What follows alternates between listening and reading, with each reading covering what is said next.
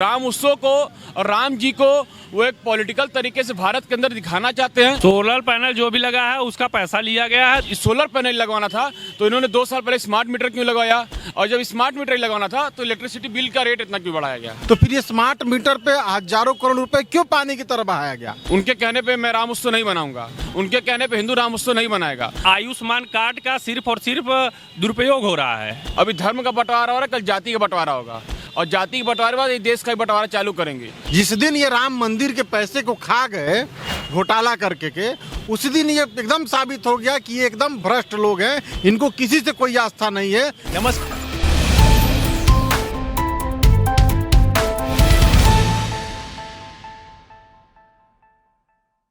नमस्कार, आप देख रहे हैं यूनाइटेड भारत और मैं हूं आपके साथ हर्षराज। देश भर में चुनावी माहौल जारी है और ऐसे में भाजपा अपनी मैनिफेस्टो लेकर आ गई है। उसी पर आज हम चर्चा करने के लिए कुछ लोगों के बीच में आए हैं और उनसे जानने की कोशिश करेंगे कि उनका भाजपा के मैनिफेस्टो पर क्या कहना है। भाजपा अभी जो मैनिफेस्टो जारी किया उसमें सबसे पहला ये बोल रही है कि 80 करोड़ लोगों को अगले 5 सालों तक मुफ्त की राशन। मैंने अभी बेरोजगारी दर बढ़ाएगी, भाजपा यही कहना चाहती है ना।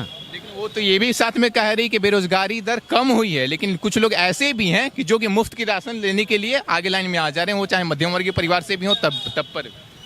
अच्छा, मतलब मुफ्त की वो सक्षम है लेकिन मुफ्त का राशन ले रहे हैं, भाजपा यही कहना चाह रही है। मतलब भाजपा कह रही है कि हम भ्रष्टाचारी हैं, माने हम सक्षम हैं लेकिन उसके बाद भी लाइन लगा के ले रहे हैं, ये भाजपा ही कह रही है और भाजपा दे भी रही है। मतलब ये तो एक तरह से भ्रष्टाचार हुआ ना, ये तो एक तरीके से भ्रष्टाचार हुआ कि हम गरीबी के नाम पर ले रहे हैं और गरीब है नहीं, और सरकार दे भी रही है, ये तो भ्रष्टाचार हुआ। तो भाजपा खुद कह रही है कि मैं भ्रष्टाचार कर रही हूँ। आपको पता है जब भाजपा सरकार केंद्र से आएगी तो सबसे बड़ा घोटाला पहला तो इलेक्ट्रॉल बॉन्ड रहेगा, दूसरा आयुष्मान कार्ड वाला मामला ही निकलेगा। आपको देखिएगा, मतलब कि एक कार्ड पे मतलब कि 150 मोबाइल नंबर पे एक कार्ड अलाट हुए हैं, और इन्हीं के लोग वो कार्ड को एक क्रेडिट कार्ड की तरह इस्तेमाल कर रहे हैं। उस कार्ड से पैसा निकाले इन्हीं कार्यकर्ता भाजपा के लोग, जो भाजपा के नेता बड़े जो हॉस्पिटल खोल के बैठे हुए यही काम कर रहे हैं। और दूसरा जो रोजगार की बात किए हैं, मैनिफेस्टो मैंने पढ़ा है, पहला ही मुद्दा रोजगार का है।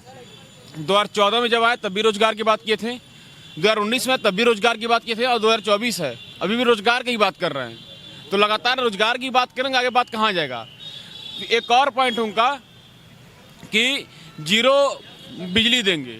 जीरो बिजली को कहना कहते हैं, या फिर बिजली काट देंगे सबके घर की, या फिर मुफ्त बिजली देंगे। लेकिन वो बोल रहे हैं कि सोलर पैनल लगवाने के लिए बोल रहे हैं। बात सुनिए, सोलर पैनल क्या सरकार की तरफ से लगेगी, और ये लगेगी तो पहले क्यों नहीं किए।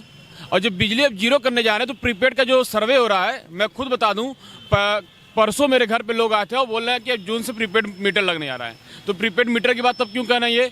और जब सोलर पैनल लगवाना था तो इन्होंने 2 साल पहले स्मार्ट मीटर क्यों लगवाया, और जब स्मार्ट मीटर लगवाना था तो इलेक्ट्रिसिटी बिल का रेट इतना क्यों बढ़ाया गया। तो ये बात कहना क्या चाह रहा है हमें तो खुद नहीं समझ में आता है। खुद भ्रष्टाचारी हैं, खुद मैनिफेस्टो निकालते हैं। एक मैनिफेस्टो में एक और पॉइंट बना दिए, पूरे भारत के अंदर राम उत्सव मनाया जाएगा। अच्छी बात है भाई, धर्म से हमारे धर्म से जुड़ा हुआ चीज़ है। उनके कहने पे मैं राम उत्सव नहीं मनाऊंगा, उनके कहने पे हिंदू राम उत्सव नहीं मनाएगा। हाँ, उस राम उत्सव को और राम जी को वो एक पॉलिटिकल तरीके से भारत के अंदर दिखाना चाहते हैं। मंदिर के अंदर राम को अकेला छोड़ दिए हैं, सीता जी पता नहीं कहाँ, हनुमान जी पता नहीं कहाँ, लक्ष्मण जी का पता नहीं कहाँ है। लोग वहाँ के लोगों को सपना आने लगा है, राम को अकेला जाकर वनवास कर दिए हैं, राम जी को वनवास फिर से करा दिए हैं। ये तो यही था, अयोध्या उनका घर था, पर राम फिर वनवास हो गए हैं। तो ये स्थिति है। साफ तौर पे भाजपा के लोग राम को तो अकेला छोड़े ही हैं, पर यहाँ के लोगों को भी अकेला छोड़कर गरीबी स्तर से ले जा रहे हैं। और जो 80 करोड़ लोगों को राशन देने की बात की है, उनका साफ तौर पे कहना है कि भारत के अंदर 140 करोड़ की जनता है, जिसमें से अभी भी 80 करोड़ की जनता गरीब है, उनको और गरीब बनाएंगे। वो 2024 में 80 बढ़ के 120 करोड़ 100 करोड़ के लोग स्तर तक पहुँच जाएंगे। क्या आप ये मानते हैं कि मध्यम वर्गीय परिवार भी ये राशन कार्ड योजना का लाभ उठा रही है? मध्यम वर्ग की नहीं, गरीबों के लिए ये राशन कार्ड बना हुआ है, गरीबों को ही मिल रहा है। मध्यम वर्ग तो पिसा रहा है, मध्यम वर्ग तो टैक्स खाली दे रहा है हर चीज़ पे। किस चीज़ पे टैक्स नहीं है, आप एक चीज़ बताइए, मध्यम वर्ग क्या नहीं दे रहा है आपको बता दीजिए। रिचार्ज कूपन से लेके और आप सोने चांदी तक पे आप टैक्स दे रहे हैं। और आपको ये भी बता दें कि आप अगर हीरा खरीदते हैं तो 3% GST है, लेकिन अगर आप किसी होटल में खाना खाने जाते हैं ना, या होटल बुक करते हैं तो आपको 18% GST देना पड़ेगा। ये इस देश की विडम्बना है कि यहाँ भी मोदी जी सिर्फ और सिर्फ लोगों को गुमराह कर रहे हैं और बुरी तरह से। अगर एक चीज़ 2014 में अगर इनकी सरकार बनी तो एक चीज़ आपको बता दें कि देश में पूरा घोटाला रही थी, इनकी पूरी सरकार ही है। एक चीज़ बता दें, जो आप आयुष्मान कार्ड को लाए हैं 20 लाख से 25 लाख रुपए, आपको बता दें आयुष्मान कार्ड का सिर्फ और सिर्फ दुरुपयोग हो रहा है। ऐसा मान के चलिए कि सिर्फ मिली भगत से आयुष्मान कार्ड लगाइए, आपके अकाउंट में पैसा जाइए, आप बीजेपी को दे दीजिए, बीजेपी कार्यालय बनवाए। ये सब पैसा कहाँ से आ रहा है? आपको बता दें पूरी तरह से बीजेपी सिर्फ और सिर्फ गुमराह कर रही है। याद रखिएगा, इनको तो आपको छपवाने की ज़रूरत ही नहीं, इनको वादा करने की ज़रूरत ही नहीं है। इनको तो मंच से बोलना चाहिए कि भैया हम आपको गुमराह करेंगे, आप हमको वोट दीजिए। ठीक है, रामचंद्र जी जैसे लोगों को ये लेके घूम रहे हैं कि आप वोट दीजिए, हम बनवाए हैं। न तो ये राम मंदिर बनवाए हैं, न तो ये कृष्ण जन्मभूमि बनवाएंगे, न तो ये ज्ञानवापी बनवाएंगे। जब चुनाव आ जाएगा आप देखेंगे कि तारीख पे तारीख पड़ने लगेगा हर चीज़ का। सोलर पैनल जो भी लगा है उसका पैसा लिया गया है। दूसरी बात, जो सोलर पैनल का ये बार बार हल्ला कर रहे हैं ना, ये एक चीज़ बता दें, ये सिर्फ और सिर्फ गुमराह कर रहे हैं। आपको एक चीज़ बता दीजिए, बिजली फ्री कहाँ देंगे? राजस्थान में अभी आप चले जाइए, आप उत्तर प्रदेश में 1000 रुपये का दे रहे हैं, 1000 रुपये का गैस सिलेंडर दे रहे हैं। वहाँ 450 का वादा किए थे, बोले थे कि बिजली वहाँ फ्री कर देंगे। जाके पता करिए राजस्थान में क्या बिजली फ्री हुआ है? ये सिर्फ और सिर्फ झूठ बोल सकते हैं, जुमलेबाजी कर सकते हैं। आपको एक चीज़ बता दें कि ये सिर्फ व्यक्तिगत तौर पे सिर्फ देखिए, जैसे क्या हुआ है, गोदी मीडिया पूरी तरह से बड़े चैनलों को आप पूरा मैनेज कर लिए हैं। और आपको बता दें, और जनता तक जो सच बात है वो पहुंच ही नहीं पा रहा है कि ये क्या कर रहे हैं। इनका उज्ज्वला योजना ये भी एकदम पूरी तरह से फेल है। रोजगार का तो आप जान ही रहे हैं, पूरी तरह से ख़त्म कर दिए हैं। बेरोजगारी चरम सीमा पे है, भ्रष्टाचार चरम सीमा पे है। ये आने वाले समय में एक चीज़ बता दें, सिर्फ और सिर्फ चुनाव लड़ेंगे, यहाँ से टेंट उखाड़ेंगे, वहाँ चुनाव लड़ेंगे। आपको बता दें, और ये कुछ कर नहीं सकते हैं। ये जो इतना भी चीज़ लाते हैं, कांग्रेस अगर कुछ लाएगी तो वो 100% है कि सही करेगी। और एक चीज़ आपको बता दें, आपको हम पहले भी बता चुके हैं, कांग्रेस कल भी गरीबों का मसीहा था, गरीबों का मसीहा है, गरीबों का मसीहा रहेगा। क्योंकि कांग्रेस ही दुख दर्द समझ सकता है गरीबों का। आपको बता दें, नहीं तो ना बीजेपी का जो जिला अध्यक्ष भी होगा वो कम से कम 100 करोड़ की संपत्ति का मालिक होगा, 10 ठो पेट्रोल टंकी होगा। वो क्यों गरीबों के बारे में सोचेगा? किस लिए सोचेगा? आपको बता दें, मोदी जी सिर्फ और सिर्फ गुमराह करने की राजनीति कर रहे हैं। जनता को कल लाइन लगवाए थे, आज लाइन लगवाए हैं, आगे भी लाइन लगवाएंगे। कुछ न कुछ आपको समझ लीजिए कि हमेशा गुमराह करके रखेंगे। नरेंद्र मोदी के खिलाफ धर्म की राजनीति करने पर सुप्रीम कोर्ट में याचिका दाखिल की, इस पर आप क्या कहना चाहेंगे? अच्छी बात है, दो धर्म के लोगों को अभी तोड़ रहे हैं। अभी धर्म के स्तर पे लोगों को तोड़ रहे, कल जाति के स्तर पे तोड़ना चालू करेंगे। ये रही ना, क्योंकि अधिवक्ता हैं तो उनको भी जानकारी होगी कानून की। उन्होंने ये बोला है कि वो डायरेक्ट बोल रहे हैं कि हमने राम मंदिर बनवाया है, हमें इसलिए वोट दे। नरेंद्र मोदी साफ तौर पे से बोल ही रहे हैं, मीडिया के सामने आके बोले कि राम मंदिर हमने बनवाया है। बल्कि आदेश सुप्रीम कोर्ट का था, सुप्रीम कोर्ट ने आदेश दिया और सुप्रीम कोर्ट के आदेश में मंदिर बना है। तो साफ तौर पे नरेंद्र मोदी जी दो धर्म के लोगों को आपस में लड़ाने का काम, उनको आपस में बांटने का काम करते हैं। अभी धर्म का बंटवारा हो रहा है, कल जाति का बंटवारा होगा, और जाति के बंटवारे के बाद ये देश का बंटवारा चालू करेंगे। याद है ना नरेंद्र मोदी किस तरह के गुजरात में दंगा करवाए थे? ये सिर्फ दंगाई हैं, तड़ीपार लोग हैं, और देश को चलाने के लिए नहीं, देश को लूटने के लिए आए हैं। और देश का संचालन इनसे नहीं किया जा रहा है। इस वर्तमान समय में हर एक युवा, चाहे वो छात्र हो, चाहे वो नौजवान हो या अग्निवीर की तैयारी कर रहा हो, तमाम चीज़ों पे, चाहे पेपर लीक का मामला रहा हो, चाहे तमाम चीज़ों पे छात्रों के साथ ये धोखा कर रहे हैं, घोटालेबाजी कर रहे हैं। अग्निवीर पे देख लीजिए, जो 25 साल की नौकरी थी, जो नौजवान सुबह उठ के 5 बजे ग्राउंड में दौड़ता था, अपने देश की सेना के लिए, भारत के लड़ने के लिए तैयार रहता था, उसको इन्होंने समाप्त कर दिया। अग्निवीर जैसा नाम देके उन युवाओं को एक ऐसा चरित्र बनाया जा रहा है कि जब 4 साल के बाद नौकरी बीत जाएगी तो युवा करेंगे क्या? साफ तौर पे युवाओं के भविष्य साथ खिलवाड़ कर रहे नरेंद्र मोदी, और पूरी तरीके से भारत को खोखला करने काम और खुद का जेबा भरने काम कर रहे हैं। बड़े बड़े बैनर पोस्टर बनारस में देख रहे होंगे, सिगरा पे लगा हुआ बुलेट ट्रेन का। 2014 में जब आए थे तो जापान के प्रधानमंत्री से इन्होंने डील की थी 55,000 करोड़ की, जो डील थी बुलेट ट्रेन के नाम पे।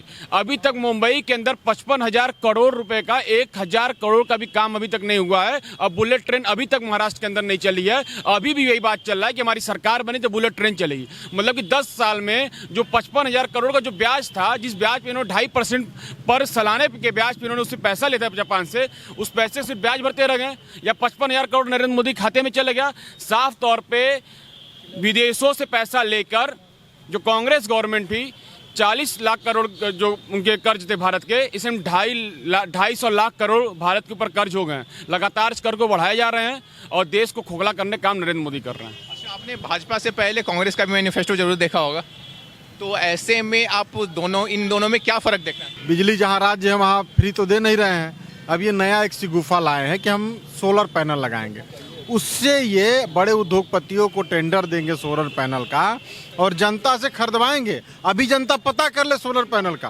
कि कितने का मिल रहा है और उस पैनल का उपयोग कराएंगे। अच्छा, यदि सोलर पैनल के उपयोग की बात आप करें मुफ्त बिजली की, तो फिर ये स्मार्ट मीटर पे हजारों करोड़ रुपए क्यों पानी की तरह बहाया गया? और वर्तमान में प्रीपेड मीटर क्यों लाया जा रहा है कि उद्योगपति इसका टेंडर लें और प्रीपेड कर दें? आप यदि आपके पास 500 है तो 500 की बिजली जलाइए, पैसा खत्म, बिजली खत्म। मतलब मिला जुला के लोगों को जीते जी मार डालेंगे। इनके पास कुछ रह नहीं गया है और जितना जल्दी है इनको यदि इनसे नहीं हटाया जाएगा तो ये धर्म की आड़ में जो कुछ पागल टाइप के लोग हैं वो सब लोग मिलकर देश को बर्बाद करेंगे। धर्म का सम्मान करिए, धर्म में मेरी आस्था है, मैं स्वयं पूजा करता हूं और मेरे राम को कोई छेड़ नहीं रख सकता मेरे जीते जी। लेकिन ये धर्म की आड़ पे जो अपनी रोजी रोटी चला रहे हैं, आज धर्म के नाम पे वोट मांग रहे हैं। आज PIL दाखिल हुआ इसीलिए ना। ये कितना घिनौना काम है इनका। ये कोई आस्था का काम कर दिए। हम लोग गांव में मंदिर बनाते हैं चंदे जुटा करके, पैसे दे करके, तो उसका पंपलेट बनवा के पूरे जिले में छपवाते हैं कि मैंने बना दिया। क्या हमारी आस्था है? हमने बनाया, पूरा गांव उसमें पूजा करता है, ये हमारी आस्था होती है। मंदिर की बात करिए तो क्या ये घर से पैसा लगाए हैं? उसमें तो बहुत बड़ा घोटाला किए। जिस दिन ये राम मंदिर के पैसे को खा गए घोटाला करके के, उसी दिन ये एकदम साबित हो गया कि ये एकदम भ्रष्ट लोग हैं। इनको किसी से कोई आस्था नहीं है। ये अपनी सत्ता सरकार के लिए जिस तरीके से लोगों को बेवकूफ़ बनाना होगा उस तरीके से बेवकूफ़ बनाएंगे। देखिए, आने वाली सरकार में अगर विपक्ष की सरकार बनती है तो रोजगार मिलेगा। बीजेपी सरकार अगर बनती है तो रोजगार नहीं मिलेगा। आप पूरी तरह से जान रहे हैं। मोदी जी सर मुँह से देते हैं 500 करोड़, 1000 करोड़, 2000 करोड़, 50 करोड़, ठीक है। वो मुंह से बोल देंगे कि आपको रोजगार देंगे, भ्रष्टाचार मुक्त हो जाएगा, महंगाई खत्म हो जाएगी। सिर्फ मुंह से बोलते हैं, करते नहीं है। तो आप एक चीज़ बता दें, अगर विपक्ष की सरकार बनती है, अभी आप देखेंगे 6 महीने के लिए तेजस्वी यादव की सरकार बनी थी बिहार में, उन्होंने रोजगार दिया। यही नीतीश कुमार के साथ दोहरी राजनीति करते हैं मोदी जी। यही नीतीश कुमार जब तेजस्वी यादव जी के साथ सरकार बन गई तो यही विपक्ष लगातार आरोप हो रहा था नीतीश कुमार के ऊपर। आज नीतीश कुमार चले गए हैं बीजेपी में तो कोई नहीं, एकदम नीतीश कुमार बहुत अच्छे व्यक्ति हैं। OP राजभर अभी 2022 के चुनाव में लगातार पूरे हिंदू समाज को गाली दे रहे थे। आप देखे होंगे, पूरे हिंदू समाज को मोदी और योगी जी को पूरा टारगेट बना के दिए थे। खासकर ब्राह्मणों और ठाकुरों को डायरेक्ट बोले थे मंच से कि जितना ठाकुर और ब्राह्मण अपनी बहन बेटियों की शादी में खर्चा करते हैं उतना राजभर समाज दारू पी जाता है। और उन्हीं एक सीट के लिए आप बता दीजिए, उसी OP राजभर को आप अपने यहाँ आप शरण दे दीजिए।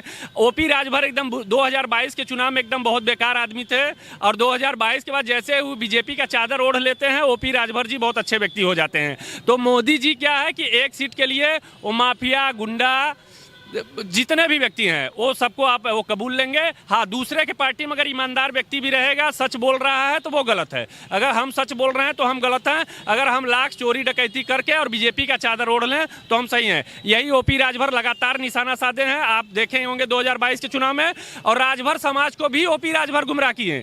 अपने बेटे के लेके अपने बेटे को टिकट दिलवाएं। क्या राजभर समाज में एक भी ऐसा व्यक्ति नहीं था जो एक भी व्यक्ति ऐसा नहीं था जिनको वो चुनाव लड़ा सकें? क्या राजभर समाज में कोई बहन बेटी ऐसी नहीं थी जिनको वो टिकट दे सकें? लेकिन जो बार परिवारवाद होता है, राजभर परिवार में OP राजभर भी अपने बेटे को टिकट दिया है। और यही ब्रिजेश पाठक ब्राह्मण समाज के बहुत बड़े चेहरा बनते हैं, इनको डिप्टी CM बनाया गया है। वही ब्राह्मण समाज को लगातार OP राजभर ने लगातार टारगेट किया और कहा कि ब्राह्मण और ठाकुर के बहनों और बेटियों के शादी में जितना खर्चा होता है उतना राजभर परिवार दारू पी लेता है। तो आप एक चीज़ अब बताइए कि वही ब्रिजेश पाठक लगातार लगातार उनके बेटे का प्रचार करवा रहे हैं, प्रसार करवा रहे हैं।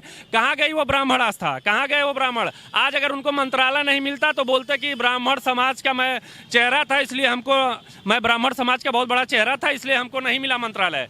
आज उसी ओपी राजभर को लेके ढो रही है बीजेपी, और यही योगी जी को, यही मोदी जी को लगातार टारगेट बना के कहा है। नहीं हो तो हमारे साथी भाइयों से आप पूछ लीजिए, लगातार बीजेपी, आप चोरी करिए, डकैती करिए, भ्रष्टाचार करिए, चाहे जो भी करिए, बीजेपी कमल के फूल को ओढ़ लीजिए, आप एकदम अच्छे व्यक्ति हैं और आपको ए ग्रेड की सुरक्षा मिलेगी, आपको कोई दिक्कत नहीं है। हाँ, अगर आप विपक्ष में हैं और आप सच बोल रहे हैं, सच के साथ हैं, आप एक चीज़ बताएं कि महंगाई के खिलाफ बोल रहे हैं, आप रोजगार के खिलाफ बोल रहे हैं, तो आपको जेल में डाल दिया जाएगा, आपके यहाँ बुलडोजर चला जाएगा। इस तरीके की बीजेपी राजनीति कर रही है। बीजेपी कोई काम नहीं करेगी, आपको बता दें, सिर्फ और सिर्फ गुमराह करेगी।